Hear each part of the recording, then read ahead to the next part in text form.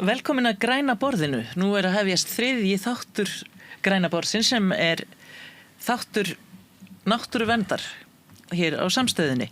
Og nokkri góði gestir eru hér í dag. Það Jóna Bjarnadóttir sem framkvæmdastjóri samfélags- og umhverfismála hjá Landsvirkjun.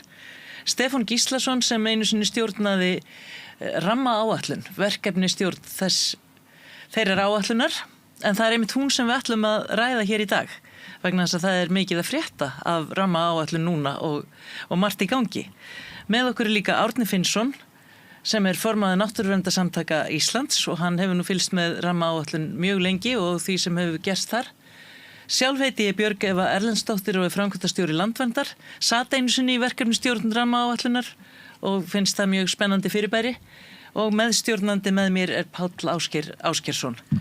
Og spurningarnar sem við ætlum að ræða í dag eru margar því við ætlum að ræða rammaáætlun í samhengi náttúruverndar.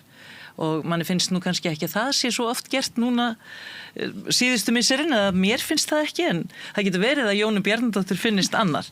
En til þess að finna út úr því, þá þurfum við að átta okkur á því hver var tilgangur þessa stjórntækis í upphafi. Hefur tilgangurinn breyst? Hvernig hefur tækið reynst? Og hefur umgengni stjórnvalda rammaáætlun breyst á einhvern hátt með inngripum síðustu ára? Þessi áætlun orðin virkjana miðaðri heldur en hún var og bara svona til þess aðeins að varpa því inn í umræðina þá ætla ég að biðja Pál Ásgeir að lesa aðeins upp úr völdum fréttum síðustu viku, hvernig forstjóri Landsvirkjunar og ráðherra hafa talað rammaáætlun núna bara í fréttum síðustu daga. Forstjóri Landsvirkjunar segir ótrúlegt hversu fáar vatnsaflsvirkjanir komist í gegnum rammaáætlun, en fagnar því að 2 nýjar virkjanir séu komnar í nýtingarflokk. Rangfærslur umhverfisáhrif virkjana sem haldast í biðflokki gangi á milli manna. Bæði Holtavirkjun í Þjórsá og Skrokkölduvirkjun við Sprengisandsleið voru færðar í orkunýtingarflokk í rammaáætlun í gær. Það þýðir að svæðin þar eru talin betri til virkjana en aðri staðir og hægt verður að byrja á rannsaka og sækja leyfi fyrir uppbyggingu þar. Þetta frá 24. febrúar 26 í Vísi. Já, og af því að við erum nú hér með verkefnisstjóra fyrrverandi, þá ætla ég að biðja hann Stefán Gíslason að byrja aðeins á að fara yfir tilgang rammaáætlunar, hvernig þetta var hugsað og hvort að þetta hefur breyst og svo kannski bregst Jóna við orðum forstjóra Landsvirkjunar. Já, takk fyrir það og takk fyrir að fá okkur hingað í spjall. Tilgangi rammaáætlunar lýst í lögunum sem þetta eru lögunum 48/2011 sem tóku gildi 2013 og tilgangurinn í stuttu máli sá að tryggja ákvarðanir orkunýtingu og vernd landsvæða séu teknar út frá heildarhagsmunum. Það tilgangurinn var sá að reyna að tryggja að þegar væri ákveðið að taka eitthvað ákveðið svæði undir orkunýtingu eða friða fyrir orkunýtingu, að þá væri það gert á grundvelli einhvers konar fjölþáttagreiningar, það sem væri búið að taka tillit til allra þátta, vega saman ólíka þætti og svo framvegis, í stað þess að það væri einhver svona geðþótt ákvörðun sem einhverjum finnist sniðugt að gera eða gera ekki á einhverju tímapunkti. Og þetta náttúrulega á sér langan aðdraganda því þessi umræða, hún byrjar alveg 1970 eitthvað svoleiðis að þessi umræðum það þurfa að finna eitthvað svona milliveg þar sem bæði tekið tillit til náttúruverndar og orku þarfar, getur maður sagt, og að hvert einasta mál sé skoðað með bæði þessi sjónarmið í huga og síðan alltaf þróast þetta byrja með það skipu nefnd þarna 1900, ég man ekki hvað, 71, 23 og síðan aldamót 1999 þá fyrsta verkefnisstjórnin skipuð og síðan tók verkefnisstjórnin með 2 við af henni svo gengur en það ekki fyrir en 2013 sem það kemst í núverandi horf þegar lögin verndar orkunýtingar áætlun eins og þau heita tóku gildi líklega í febrúar 2013 eða janúar 2013 og síðan hefur þetta verið nokkurn veginn í sama formi. Þetta verið að sníða einhver agnú á lögunum, myndi einhver segja en í grundvallaratriðum þá hefur þetta verið í sama horfi síðan 2013 og alltaf með þetta leiðarljósi að það sé ekki teknar ákvarðanir ráðstöfun landsvæða til orkunýtingar nema að undan gengin ítarlegri greiningu sem tekið til margra þátta og margra hagsmuna, bæði hagsmuna náttúrunnar og hagsmuna manna, getum við sagt. Já, og nú talar þú einmitt hvernig verkefnastjórnin vinnur, en nú, það hefur ekki heyrst mikið vernd upp á síðkastið, en þeim mun meira nýtingu og það hefur verið mikil tilfærsla í átt til nýtingar sem að þá hefur verið boðuð og rætt og Landsvirkjun hefur meðal annars haft uppi heilmikil orð til dæmis Kjalelduveitu og Héraðsvötn sem eru virkjanakostir sem að hafa í tvígang farið í gegnum rammaáætlun og verið mælt með að færa í vernd. En nú segir forstjóri Landsvirkjunar, og það var nú sennilega lesið upp áðan, að hann segir það að sem betur fer, þá farið þetta núna aftur í bið því þetta sé ekki full rannsakað, sem að ég held nú að verkefnastjórnin hafi þó talið það vera og svo komist þetta vonandi fljótlega í nýtingu. Er þetta ekki dálítið sérstakt að Landsvirkjun beiti sér á þennan hátt gagnvart rammaáætlun, Jóna? Varðandi þessa 2 virkjanakosti sem við erum að tala sem þú kemur inn á, sem Kjalalda og Skatastaðir sem að eru núna í biðflokki rammaáætlunar, að þá teljum við og höfum haldið á lofti sem sagt í sjónamiði eins og varðandi Kjalelduveitu að sá virkjanakostur að við teljum að hann hafi ekki farið í gegnum í raun og veru þetta faglega mat sem að faghóparnir og verkefnastjórnin eiga og bara vinna að jafnaði bara mjög vel. Kjalölduveita fyrir þá sem að kannski ekki þekkja til að hún uppi á Sprengisandi. Þetta áður þá var virkjanakostur sem að Norðlingaölduveita sem var norðar á hálendinu og hafði sem sagt mögulega geta haft áhrif á Þjórsárver sem náttúrulega náttúru fyrirbæri sem að við okkur öllum þykir vænt held Íslendingum, vona ég allavega. Þetta mjög sérstæð náttúra og hún friðlýst og hefur verið það árabil. Svæði var síðan stækkað, meðal annars ger ég ráð fyrir út af virkjunaráformum Norðlingaölduveitu allavega liggja ný friðlýsingamörk niður fyrir þá áforma lónstæði. Við sem sagt hlustuðum á þá gagnrýni sem fram hefur komið og komum þá fram með þar sem við teljum vera nýjan virkjanakost inni sem að liggur þá neðar sem mun ekki hafa áhrif á Þjórsárver og liggur utan friðlandsins og hefur þá ekki áhrif á friðlandi. Og það sem við teljum mikilvægt í þessu samhengi eins og Stefán kom inn á áðan að það þarf að fara fram heildstætt mat og horfa til fleiri þátta en þetta virkjanakostur sem í raun og veru veita þannig að hann hefur minni umhverfisáhrif en ný virkjun og einnig hann talinn vera mjög hagkvæmur. Þannig að við teljum að þetta sé virkjanakostur sem eigi bara að fá bara eðlilegt mat og sömu skoðun og aðrir virkjanakostir hafi fengið. Þannig að verkefnastjórnin hafi þá ekki staðið sig í þessu. Hvað finnst þér þetta, Árni? Má ég bara bæta við að það var mat verkefnastjórnar að þetta væri sami virkjanakostur og Norðlingaölduveita og ætti það að fá sama mat. Í bæði skiptin? Af því að nú hefur þetta 2 sinnum verið lagt til í vernd. Já, en það okkar semst afstæðir en þá bara svo að við teljum og höfum bara komið þeim sjónarmiðum að framfæra þetta ætti að fara bara í mat sem sér virkjanakostur og vonumst bara enn til þess. Við erum ekki að biðja neina sér meðferð annað, við erum bara óskað því að þessi virkjanakostur fái sér meðferð af því hann meðal annars hefur önnur áhrif en svo kostur sem fjalla var áður. Árni, viðbrögð. Þetta sér meðferð. Það er ekki spurning. En ef maður byrja að byrjunni þá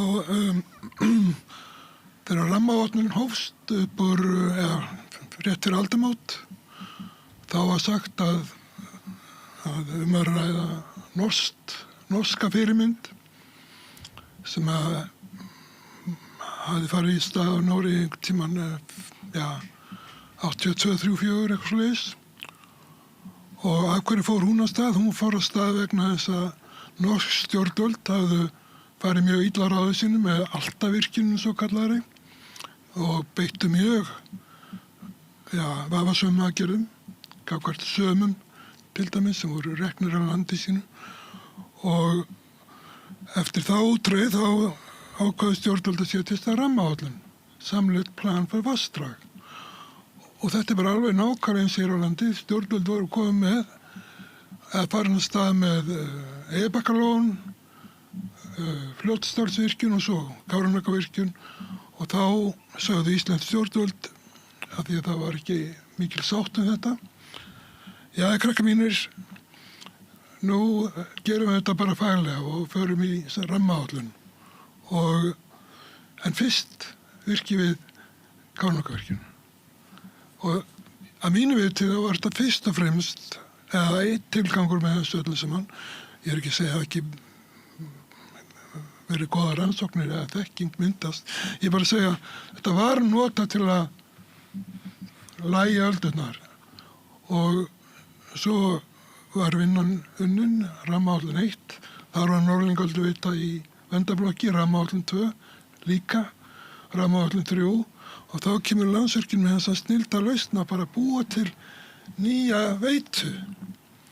Og þetta er bara ekki heiðarlegt, mínu viti. En þegar horft til rammaáætlunar eins og hún hefur verið í notuð þarna ef við miðum við 2013. Já. Þessar tilfærslur sem að nú standa fyrir dyrum, á þetta sér mörg fordæmi. Þar sem spurningin er kannski öllu frekar, hvernig hefur tekist til að beita þessu matstæki til þess að flokka virkjunarkosti niður? Eru mörg dæmi að stjórnmálamenn hafi síðan gengið gegn niðurstöðum verkefnisstjórnarinnar? Ég held nú að ég nefndi þessa norsku fyrirmynd, það er kannski ein önnur fyrirmynd sem mætti drepa á, það var 3 vitringar sem voru skipaðir árið, rétt fyrir 70 sem átti að taka út áhrif Laxárvirkjunar og niðurstaða þess mats var það bil svo sama og með Kárahnjúkavirkjun. Þetta er vont, við færum mikla fórnir en við verðum að gera þetta. Og þannig að sko, en ég veit ekki hvort það er sambaröldin við rammaáætlun. Ég held að rammaáætlun, minn skilningu var að þarna þessi 3. áfangi, þar voru vinnubröðum mjög trúarðu og ég hugsaði með mér, já, þarna eru náttúrufræðingarnir að takast á við Landsvirkjun og þeir bara standa sér ansi vel. En það var bara þeir stóðu svo vel og þegar Landsvirkjun fer að hallmæla vísindamönnum og annað slíkt, þá er alveg augljóst að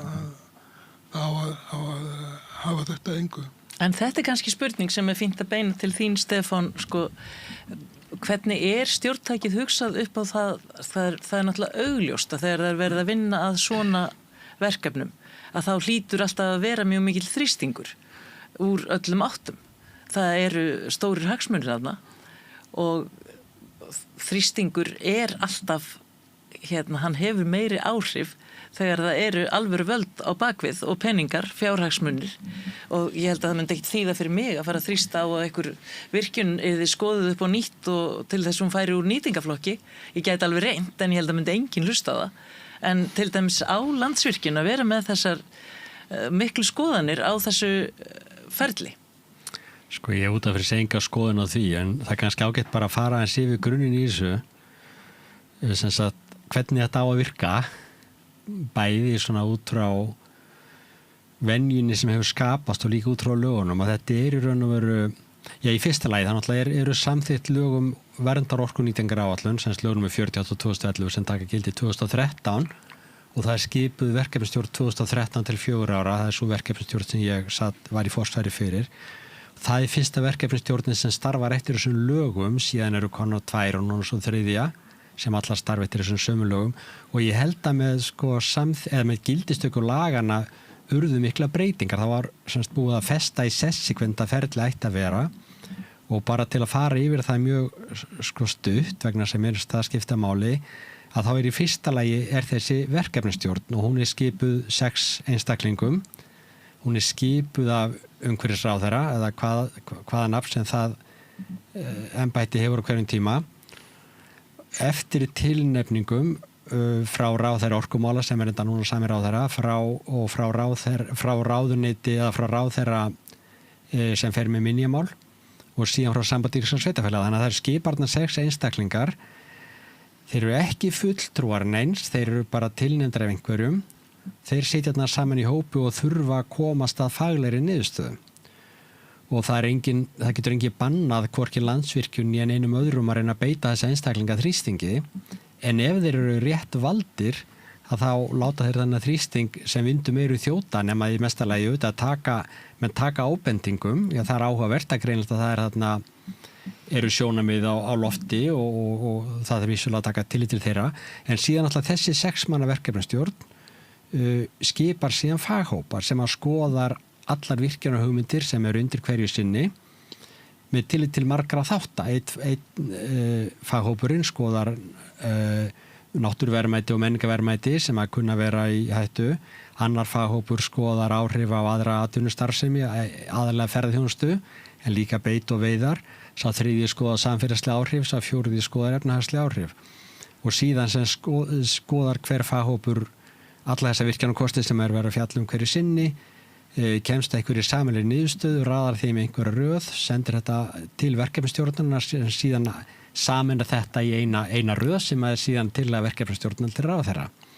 Og verkefnastjórnin, eins og þetta er hugsað, í raun og veru má að til láta undan neinum þrýstingi og þess vegna segja ég, það má hver sem er reyna að beita hana þrýstingi, ef nefnum rétt skipu þá hefur það ekkert að segja nema, eins og ég sagði, menn taka þetta ábendingum.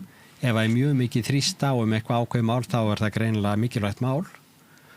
En síðan sem sagt kemst vonandi verkefnastjórn að faglegri niðurstöðu sem að byggir ekki á neinum hagsmunum, nema bara þeim hagsmunum sem að faghóparnir raun og veru vinna með, sem eru hagsmunir náttúru, hagsmunir annar atvinnugreina, hagsmunir samfélagsins sem á í hlut og svo framvegis.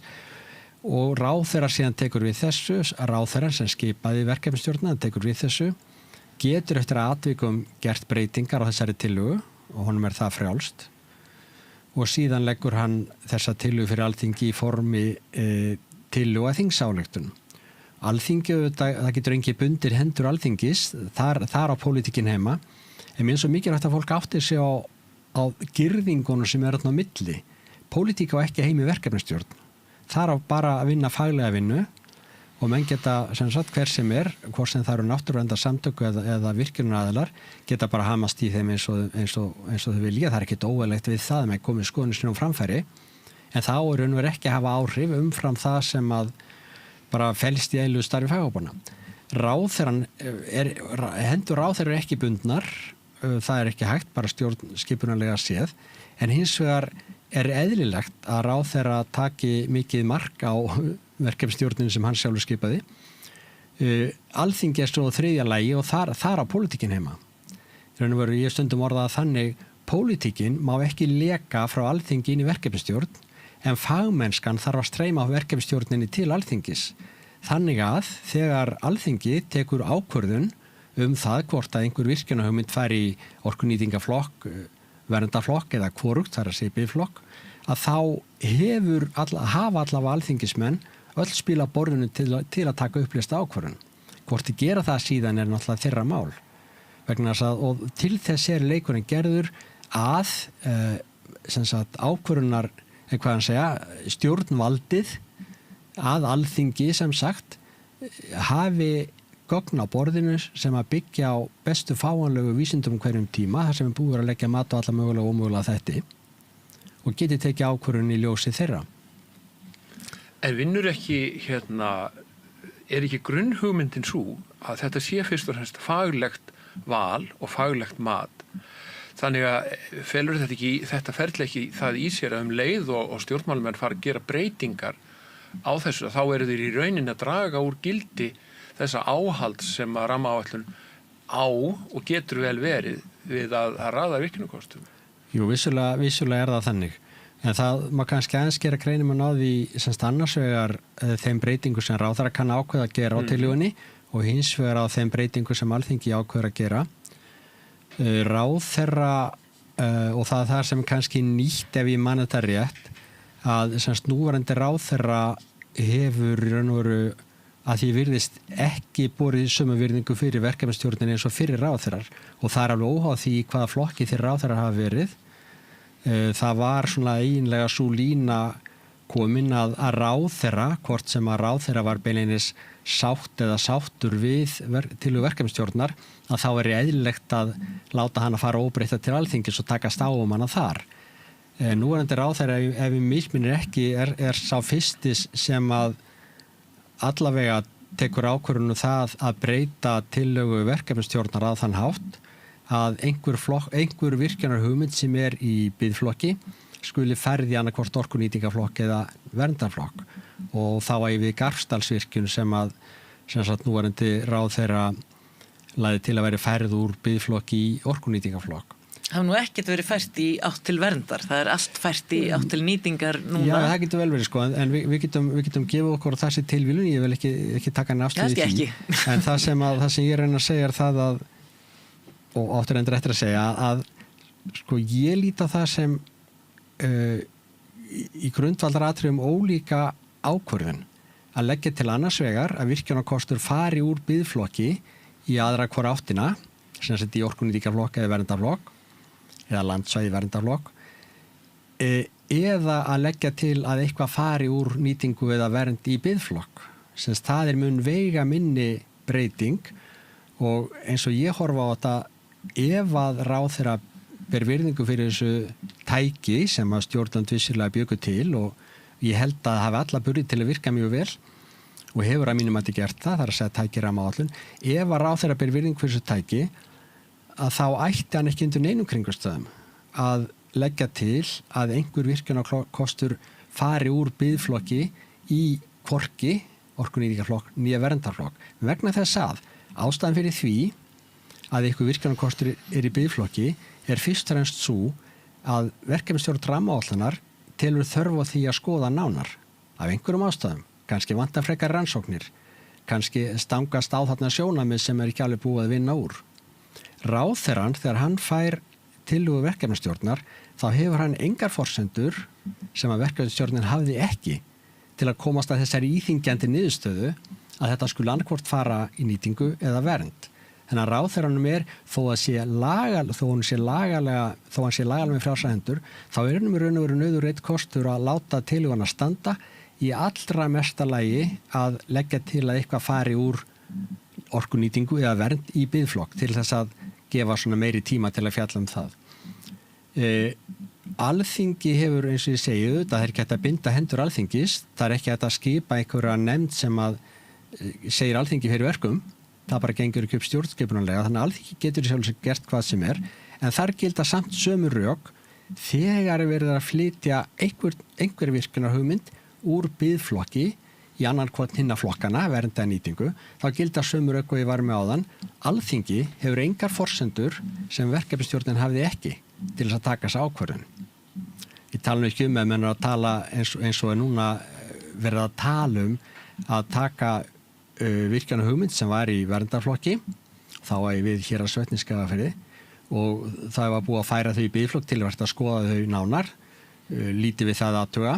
Þó þessi líklegt reyndar að svo skoðun leiði til sömu niðurstöðu áður, sérstaklega þegar maður tekur til þess að héraðsvötn voru það svæði sem voru með mest verndagildi af öllum sem voru tekin fyrir í þriðja áfangar rammaáætlunar.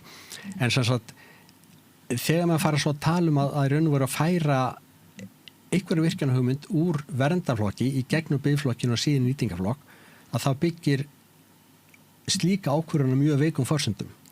Það enga forsendur til að gera þetta annað en bara það að menn pikki út eitt atrið og segir þetta mikilvægast. Eins var enda gert nákvæmlega með þess að tillögur ráðherra að færa Garpsdal úr bið í nýtingu, þá var það tekið út að það veri lítið ósætti í nærsamfélaginu.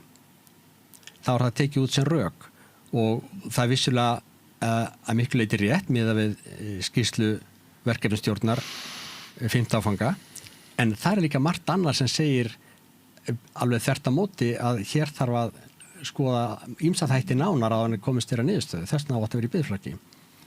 Þannig að ég svona að vara við því, þó að hvorki hendur ráðherrann í Alþingi sé bundnar, að þá það mjög þungt skref fyrir þessa aðila að stíga að ganga gegn niðurstöðu, faglegri niðurstöðu sem byggjar á fjölþáttagreiningu þar sem ekki bara búið að taka tillit til viðhorfa nærsamfélagsins, það ekki bara búið að taka tillit til Arnarstofnsins, það ekki bara búið að taka tillit til einhverja valina þátta, heldur búið að skoða einhverja 20 mismunandi þætti út frá mismunandi viðmiðum sem bara gert þetta viðurkenndri hugmyndafræði og aðferðafræði sem hefur verið að þróast í 25 ár. En þá þessi núverandi umhverfisráðherra í rauninni að ganga lengra heldur en forverar hans, hann að brjóta blað í sögu þessarar rammaáætlunar? Ef mér misminnir ekki, já, með hvað Garðdalsvirkjun varða. Þetta var mjög skýr yfirferð sem ég langar til þess að þið bæði Árni og Jóna bregðist við bara hvernig á að nota þetta stjórntæki og að flæða eitthvað undan því. Kannski þú byrjir, Árni? Já, eins og ég sagði á hana, þriðji áfangin var trúverðugur, en svo komu þessar nýju tónar, ekki nýju kannski, en aftur, Landsvirkjun ræðst á rammaáætlun, Landsvirkjun ræðst á fólk sem að vinna fyrir rammaáætlun og ég sendi Herði Árnasyni bréf og spyr við hvað einstaklega áttu og ég fekk ekkert svar.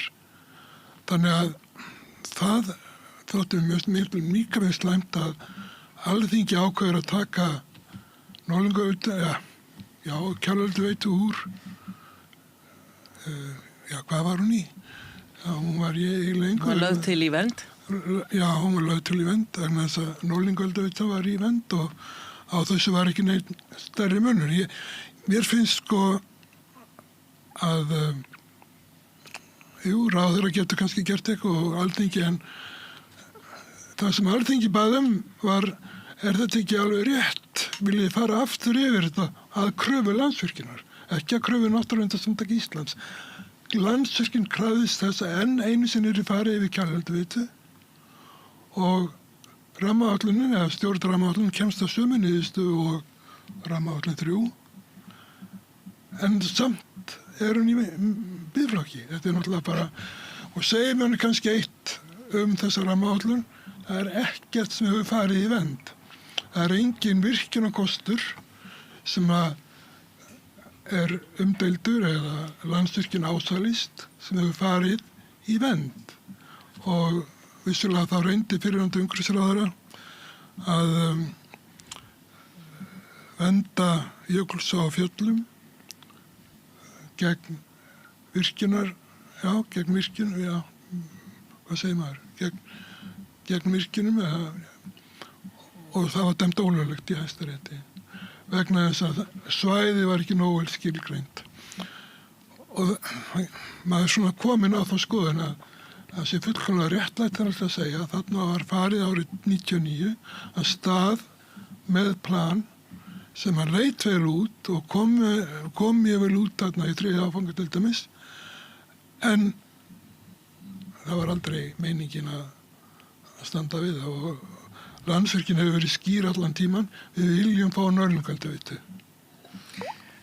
Jóna, það hlutverk Landsvirkjunar að beita þetta miklum þrýstingi og þetta eru nú þó nokkuð þungar ásakanir að þeir séu í rauninni að heimta virkjanir upp allt hálendi og ekkert fer í vernd út af því hvernig Landsvirkjun fer fram og það hlutverk fyrirtækis í almanna eigu að beita þetta miklum þrýstingi til þess að fá sínar virkjanir fram og svo náttúrulega þetta með hvað þið treysti þá ekki þeim sem eru að vinna hjá rammaáætlun. Þetta rétt? Ég held að sé bara fínt að tengja inn á það sem að Stefán var að koma inn á með áðan með biðflokkin og það raunverið það sem við höfum verið að óska eftir með þessar 2 kosti sem hafa komið upp hér að eru í biðflokki núna og voru að koma inn þar sem Kjalvelduveit og Héraðsvötn, að við erum eingöngu að biðja að það sé fjallað þessa virkjunarkosti út frá þessum sjónarmiðum sem hafa verið, sem eru til umfjöllunar hjá faghópunum og verkefnastjórn. Við erum ekki að biðja neitt annað. Ég myndi nú segja hann gekk nú lengra, Hörður Arnarsson, því hann sagði þetta þarf að skoða betur og vonandi fer það fljótlega í nýtingu. Það stendur á vísi. Já, það kannski það sem hann vonast á eftir að niðurstaðan verði önnur, en það verður bara að koma í ljós, en við höfum í gegnum tíðina bara verið mjög ánægð með vinnu faghópanna að mestu leyti sérstaklega faghóps 1 sem hefur verið með mjög samfellu í sinni aðferðafræði, eins og Stefán kom svona stuttlega inn á áðan sem að meta verndargildið, síðan það hefur sama verið upp á teningnum að mestu leyti með faghóp 2, en það sem við höfum kannski verið að gera athugasemdir við í gegnum tíðina, það að faghópar sem fjalla efnahagsþáttinn og samfélagsþáttinn sem þessi félagslegu þættir, að þar hefur einhvern veginn ekki náðst upp svona samfelld aðferðafræði. Þannig að við hvern áfanga eða hverja verkefnastjórn og nýjan faghóp að þá ný aðferðafræði fundin upp til að meta þessa þætti. Og það eitthvað sem ég tel að væri bara vert að bæta og vinna í og finna einhverja leið til þess að meta kostin og samræmdan hátt. Þannig að ef þú setur virkjunarkost í einn áfanga að hann fái þá sömu meðferð og í hinum. En ég held í heildina að þá höfum við bara verið mjög ánægð með framvinduna og ekki gert athugasemdir við niðurstöðu faghópanna fyrir þá. Já, endilega. Hörður Arnarsson varaði sérstaklega við því að héraðsvötn yrði sett í verndarflokk. Það mætti ekki, þannig að væri virkjunarkostin sem yrði að skoða betur fyrir hönd Landsvirkjunar. Og þetta bara ekki faglegt. Hann sagði að það væri hætta á því að þessir kostir myndi fara í vernd. En ekki kjarnið þessu máls, nákvæmlega þessi, að alveg eins og það einhver grunnhugmynd að baki Landsvirkjunar, baki rammaáætlunar, hún tæki sem að stjórnvöld og þjóðin í heild ætlaði að nota til þess að flokka virkjunarkosti. Að samaskap hægt að segja, horfa til Landsvirkjunar og segja að Landsvirkjunar í kjarna sínum fyrirtæki í almannaeigu sem var sett á laggirnar til þess að reisa virkjanir og reka þær. Akkurat. Og má þá ekki halda því fram að með því að blanda sér með þessum afgerandi hætti inn í umræðuna valið á virkjunarkostunum, þá sé Landsvirkjun í rauninni komið langt út fyrir sitt verksvið. Svolítið ráðuneyti. Hún sjálfstætt ráðuneyti? Ég myndi ekki segja það, en mér finnst bara mikilvægt líka okkar hlutverk í þessu ferli að koma inn með virkjunarkosti sem við teljum góða til verðmætasköpunar á Íslandi. Það okkar hlutverk og við komum þar inn eins og önnur fyrirtæki með upplýsingar sem þá kosti sem við teljum að séu hagkvæmir og góði til virkjana og verðmætasköpunar til framtíðar fyrir Íslands samfélag. Og það það sem ég tel að við höfum og erum að gera og það sem langar samt að koma þess inn á með héraðsvötnin sem að virkjunin nú reyndar skatastæðir sem talin hafa mögulega áhrif á héraðsvötn, að við gerum engar athugasemdir við mat á verndargildi héraðsvatna og gerum okkur grein fyrir verndargildi þess. En hins vegar að þá teljum við að virkjunin sem að við hefum lagt fram, sem reynda bara á frumhönnastigi, hún muni ekki hafa áhrif á héraðsvötn eða verndargildi þeirra, en líka teljum mikilvægt að þetta sé skoðað heildstætt og líka út frá öðrum sjónarmiðum. Og héraðsvötn eða Skatastaðavirkjun bara sá eini virkjunarkostur á landinu sem við eigum í dag, sem bestur sem kemur til framtíðar ef að við viljum fara í að sveifla á móti vindorku eða á móti einhverjum orkuskipta verkefnum. Þannig að við lítum bara á að það sé gott að hann sé í biðflokki til þess að hann sé skoðaði nánar og svo þá til framtíðar að þá geti framtíðar kynslóði tekið ákvörðun það hvort að þið vilji fara í þessa virkjun í framtíðinni. Þannig nú talum mjög fljótt samt í þessum fréttum og ég held að forstjóri Landsvirkjunar virðist ekkert sérstaklega ánægður með framvinduna heldur því að hann sagði í þessari sömu frétt að það væri ótrúlegt hversu fáar vatnsaflsvirkjanir hafa komist í gegnum rammaáætlun. Þannig að honum finnst þetta ekki ganga hratt og það ekki hægt að lesa út úr þessum orðum að hann sé mjög ánægður með framvinduna og hann hefur líka talað það að það séu mjög margar rangfærslur áhrif þessara virkjana í umferð og virkjaninnar eru samt að hluta á hálendinu og hafa verið lagðar til í verndarflokk. Hverjir eru þá með þessar rangfærslur? Það verkefnistjórn rammaáætlunar eða hvaðan koma þær og hverjir eru þær? Ég get bara, hef nú komið inn að það heldur núna áðan að það sem í umræðinni, það sem ég, nú Hörður ekki sjálfur til að svara fyrir sig, en það sem ég ger ráð fyrir hans að vísa til, varðandi rangfærslur umhverfisáhrif þessa virkjana eins og ég kom inn á áðan að það oft talað að Kjalölduveita geti haft áhrif á Þjórsárver sem við teljum ekki vera og að Skatastaðavirkjun geti haft neikvæð áhrif á héraðsvötnin. Ekki héraðsvötnin heldur, flæðiengjarnar sem að hafa þetta háa verndargildi og sem við gerum okkur alveg grein fyrir og varðandi hraðana þá má líka alveg horfa til þess að rammaáætlun sem sagt 3. áfangi sem að Stefán fór fyrir að hann það liðu 5 ár þangað til að það var afgreitt á Alþingi sem náttúrulega svo sem ræður sínum málsmeðferðar hraða en varðandi eins og Árni kom inn á áðan að þá hafa engir engir kostir í dag friðlisti sérstaklega gegn orkuvinnslu var það ekki rétt? Jú. Já, en ég á nú vona því að það verði bara leiðrétt og ég ger ráð fyrir að það verði lagða fram bara nýjar tillögur af friðlýsingu þessu tengt og við líka bara leiðréttu það eru virkjanakostir sem að við höfum verið með sem eru í verndaflokki og við gerum engar athugasemdir við og höfum ekki Hverjir eru þeir? Þú getur tekið til dæmis Gjásstykki, það var ekki Tungná, Hólmsá, þetta eru svæði sem voru undir í þessum friðlýsingum sem var aflétt og við gerum engar athugasemdir, höfum ekki gert neinar athugasemdir varðandi það og ég á bara vona því að það fari og það eru fleiri kostir þarna inni líka með minnra þetta eru svo margir kostir, ekki Hrafnabjargar virkjanir, við vorum aðilar þeim ásand öðrum, þannig að það eru fjölmargir kostir sem við höfum lagt fram sem hafa verið flokkar í vernd og við höfum ekki gert neinar athugasemdir við það bara haldið því til að haga líka.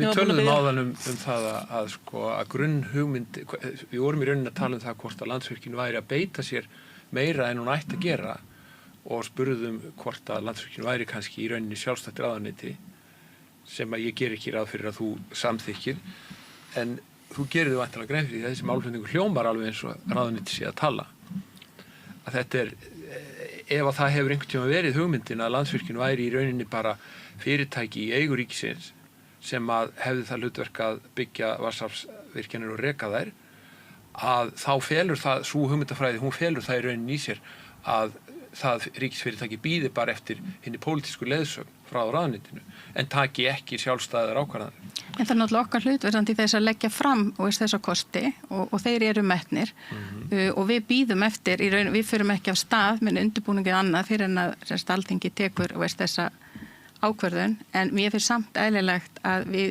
getum tala fyrir þeim virkjanakostum sem við teljum að sé til hagsbóta fyrir fyrirtækið. Árni og svo Stefán?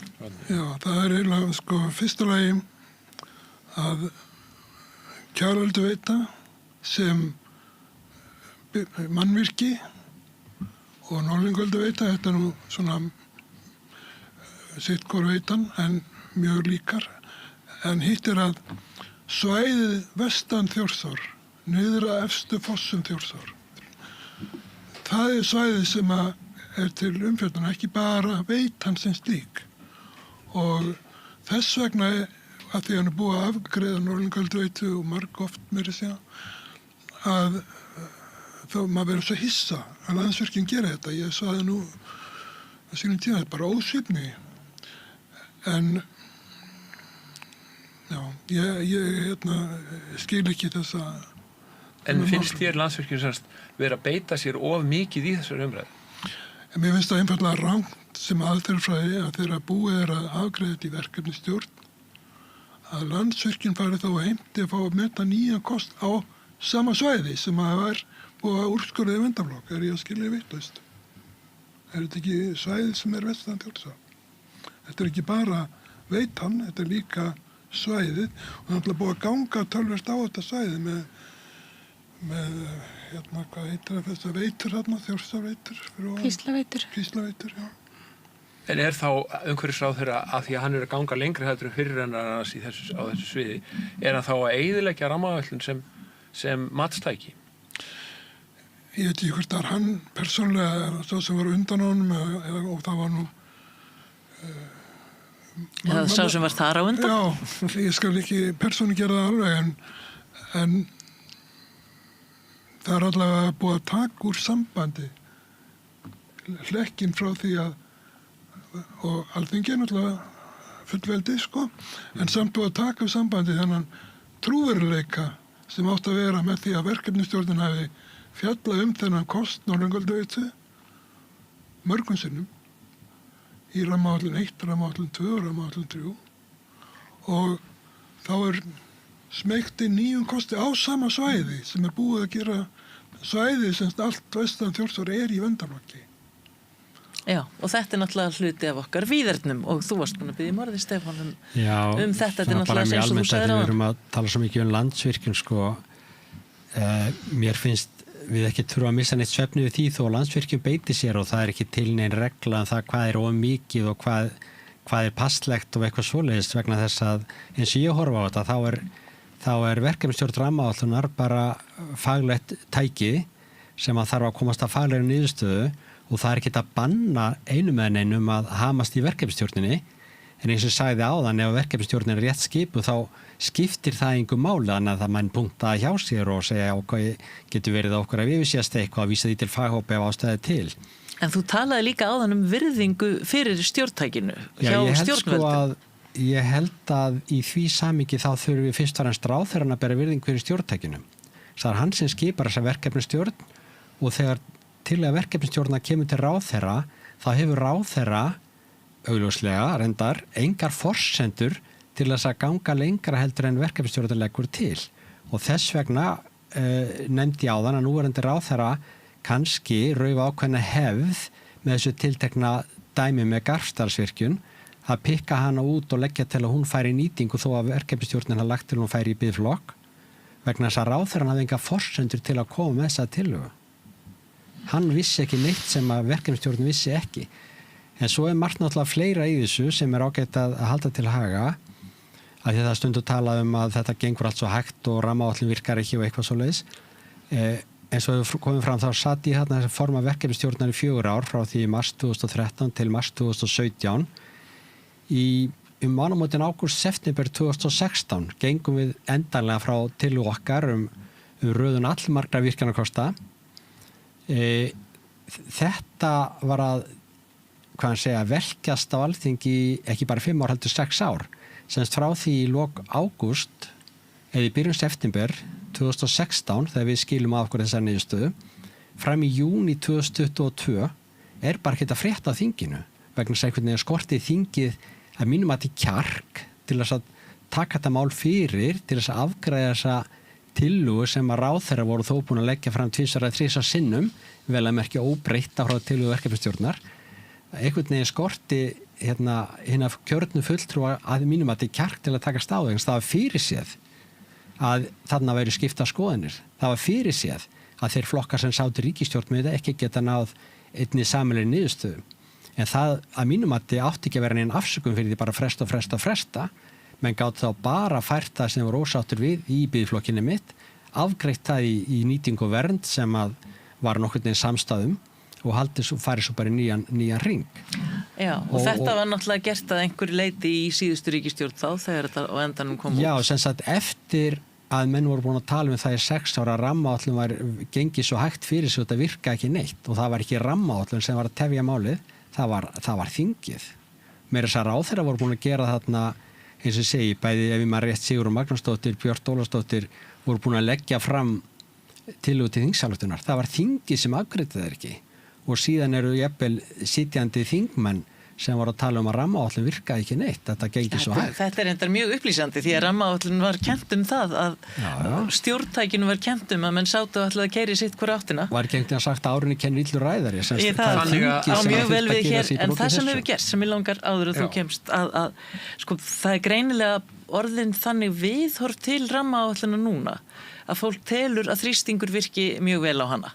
Þannig að það sé hægt að panta bara virkjanakosti hjá rammaáætlun og færa hluti til og það hefur mikið færst í nýtingarátt núna upp á síðkastið og það kom fram í grein sem að formaður náttúruverndarsamtaka á Norðurlandi skrifaði í Vísi í dag og birti þar að þar er sveitastjórn sem að bara beinir því til ráðuneyta að koma einhverjum vindorkuverum bara strax í nýtingu að því að fólk langi til að fá það. Og þetta er svolítið svona nýjung að umgangast rammaáætlun á þennan átt.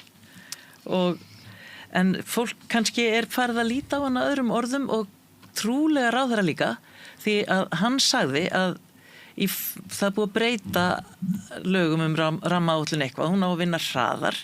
þannig að Landsvirkjun ekki þurfa að bíða svona lengi núna framundan því að þetta bara afgreiða hlutina og þá að taka mið af orkunýtingar vilja. Ég sá alveg nákvæmlega það orðalag. Hvað mun það þýða fyrir rammaáætlun? Sko ég held að þessar breytingar sem var verið að gera á lögunum bara eftir að vera rent lausli yfir það, ég held að þessu flestar til bóta og það engin svona ein sem neitt sérstaklega neikvæð, það maður getur sett spurningamerki en eins og ég segi þetta með að hvort sem það sveitastjórn eða Landsvirkjun eða hver sem sendi eitthvað bréf til rammaáætlunar ráðuneytisins, mér finnst fólk ekkert þurfa að missa svefnið því. Ef að verkefnisstjórn rammaáætlunar ráðuneyti man til hvers þau eru, þá þetta bara áhugavert að fá svona bréf og bara takk fyrir áhugan, við erum bara að vinna okkar vinnu hérna. Virkar þetta svona, Árni? Þetta virkar svona, annars er menn bara ekki vinna sína, að vísu sko, og maður er alveg skilning á því, hvort sem það Landsvirkjun eða eitthvað sveitastjórn eða hver sem maður er alveg skilning á því að það gæta ákveðnar óþreyju. En það er ekki vegna þess að tæki rammaáætlun hafi ekki virkað. Það er vegna þess að Alþingi Íslendinga hefur ekki virkað. Það er skiljanlegt að virkjunaraðili sem er búin að bíða með einhverja virkjunarhugmynd í 5 ár eða 10 ár séu pínundi pirraðar að fá enga endanlega niðurstöðu. Vísu hefur hann í einhverju tilviku fengi endanlega niðurstöðu og síðan beðið að þetta sé skoða eins betur og allt í lagi, skoðum þetta bara betur. Við munum sjálfsagt komast aftur á sömu niðurstöðu.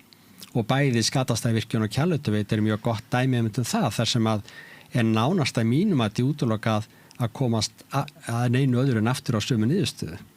Það var náttúrulega það er þá bara í 4. sinn og 5. sinn og... Já, hvaða sinn sem það veist, það gerir ekki til að með kviki ekki frá þessu faglega ferli, veist, það er allt í lagi að skoða Kjalvötuveitu einu sinni enn. Það var bara niðurstaða verkefnisstjórnar 3. fanga sem ég satt í.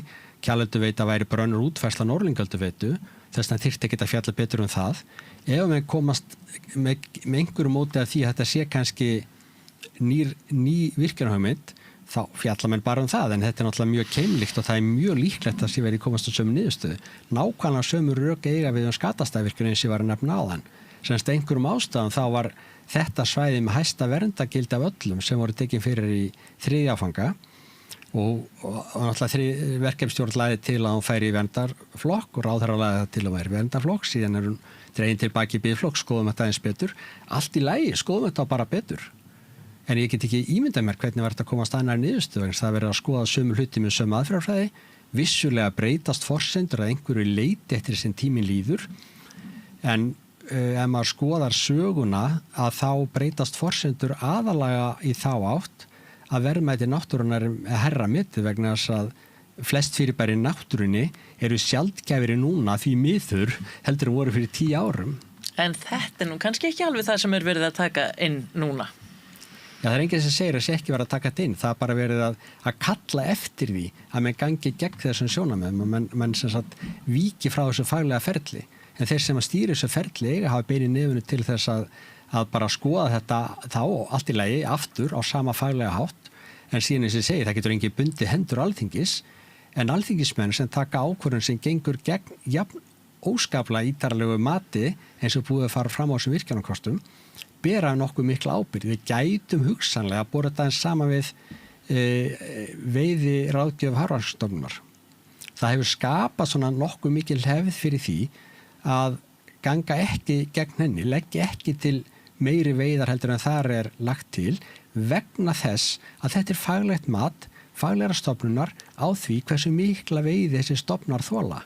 Og þetta er í sjálfu sér sambærilegt á margan hátt. Það er ábyrgðar hluti að ganga gegn þessu mati.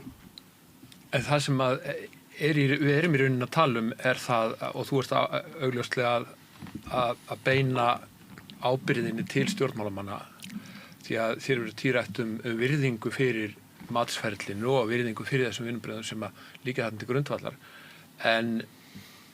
Og við erum að tala hér um að umhverfisráðherra sem gengur kannski örlítið lengra heldur en fyrirrennarana, svo brýtur ákveðna hefð, en í rauninni þá er ábyrgðin ekki síður hjá þeirri ríkisstjórn sem satt 2 kjörtímabil þar á undan ef henni tókst að sitja á rammaáætlun í 6 ár. Þannig að þá er þeirra sök kannski ívið meiri ef eitthvað er. Ef við erum að leita að þeim manninum sem að eyðilagði rammaáætlun. Enginn hefur eyðilagt rammaáætlun ennþá. Ekki ennþá. Við erum nú, og við erum, Jón er búin að biðja um orðið, en við erum að tala um sko, stöðun í dag. Erum við að fara að vernda eða erum við bara að fara að láta undan þrýstingi í virkjana átt? Jóna? Ég held að við séum að fara að bara halda áfram að bæði vernda og virkja. En mér langaði eins að koma inn á þessar breytingar sem voru að verða á lögum rammaáætlun og ég finnst svo Stefán kannski bara eins lauslega náða að renna yfir það. En ég tel að það geti hjálpað umræðinni þessi nýja stefna sem boðuð, sem þá breyting á raforkulögum sem var gerð samhliða og á að taka þá tillit til í rammanum að stjórnvöld marki sér stefnu orkuöflun til 25 ára og þá erum við komin þarna með eitthvað langtíma plan hversu mikla orku stjórnvöld eru að leggja til að verði aflað á landina því að umræðan náttúrulega eðlilega fer oft í að ræða það og þú sér þegar við erum með orkun og ég hef oft bent á það að mér finnist þessa breytu vanta inn til hans hversu stór á orkunýtingaflokkurinn að vera og það hef ekki verið neinn mörk til dæmis á því og ég tel að það geti verið til bóta að stjórnvöld bara leggji fram, við teljum á þessu tímabili þurfum við að afla x mikillar orku fyrir íslensk samfélag og þá er þetta að horfa til þess þegar fyrirtækir ákveða hversu marga kosti leggja inn eða verkefnistjórn þegar hún er að leggja til hversu margi kostir í orkunýtingaflokki. En nú stangast þetta á við yfirlýst markmið verndun og það er náttúrulega þar sem vandinn er. Sko ég má aðeins grípa inn í að sko ég hef alltaf sagt að rammaáætlun á ekki að vera eftirspurnardrifin. Þetta á ekki að vera bara eitthvað pöntunarfélag fyrir virkjunaraðila.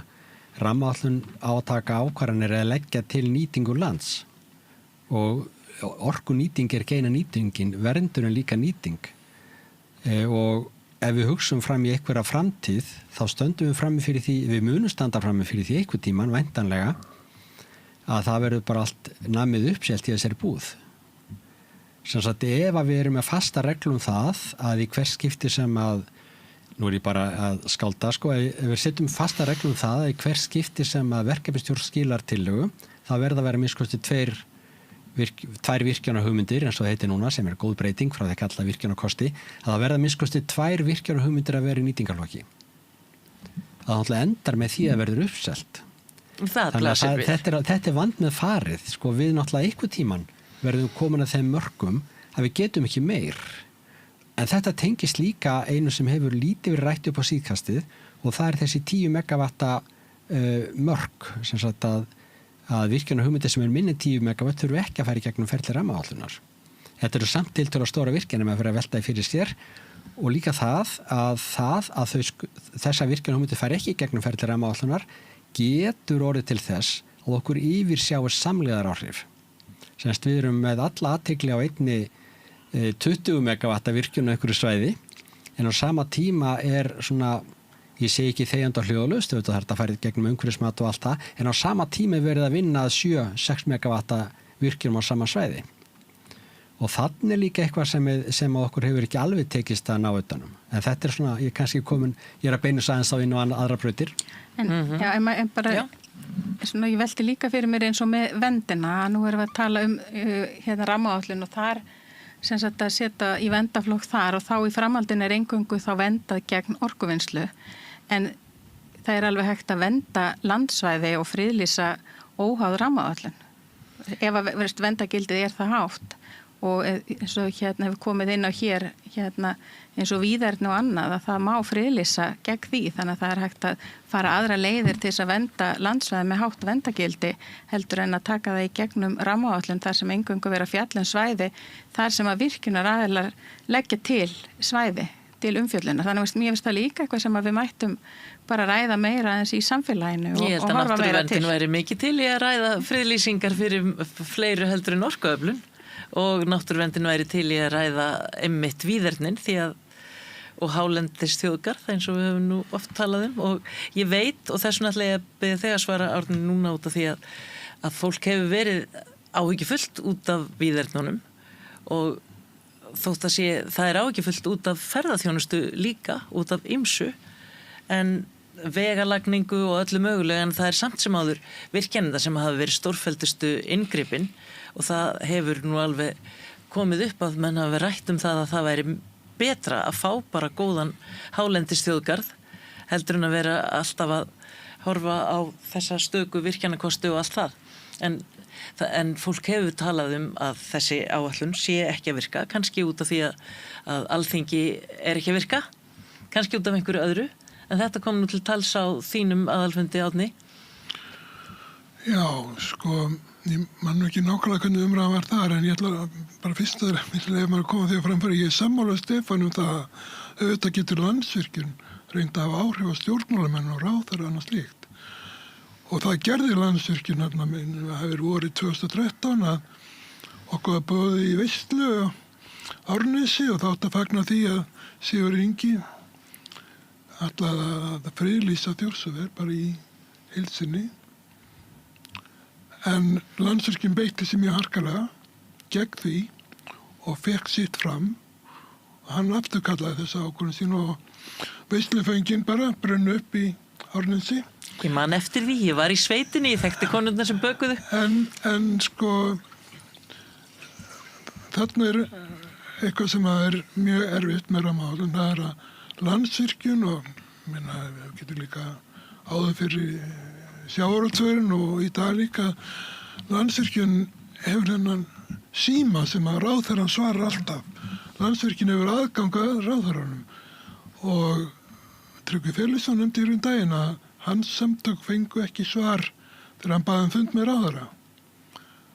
Og nú er ég ekki að segja að maður þarf að fá fund með ráðherra 2 ári eða 3 ári eða eitthvað. Ég er bara að segja þegar Landsvirkjun vill fá svar, þá er svarað.